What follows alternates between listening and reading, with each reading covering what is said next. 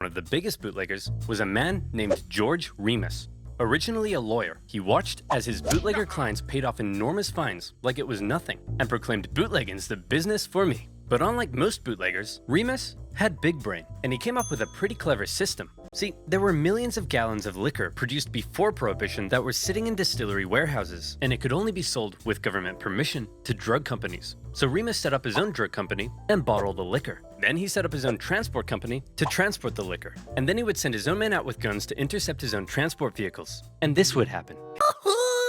After stealing all the whiskey from himself, he could then sell it for big bucks. The perfect crime. Unfortunately, Remus was eventually caught by a goody two-shoes prohibition director in Indiana who wouldn't take Remus's bribes, and the government found Remus guilty of violating the Volstead Act 3,000 times. For 2 years as Remus sat in prison, his wife promised to take care of all of his money.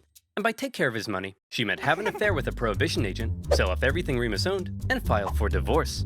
When Remus finally got out and found his big fancy mansion empty with his wife gone, he reportedly broke down in tears. A few months later, during their divorce trial, he spotted his wife in a car in Cincinnati. Remus hopped in a cab and asked the driver to run her off the road. The driver was like, okay. Then Remus got out of the cab and shot his wife dead. He immediately handed himself into the police, and his next trial, this time for murder, became a national sensation. Remus defended himself, claiming insanity, occasionally carrying out skillful questioning, occasionally crying in the corner. But the nation felt bad for him. His wife had screwed him over, and so when after just 19 minutes of deliberation, the jury returned and declared him not guilty, the court erupted into celebration.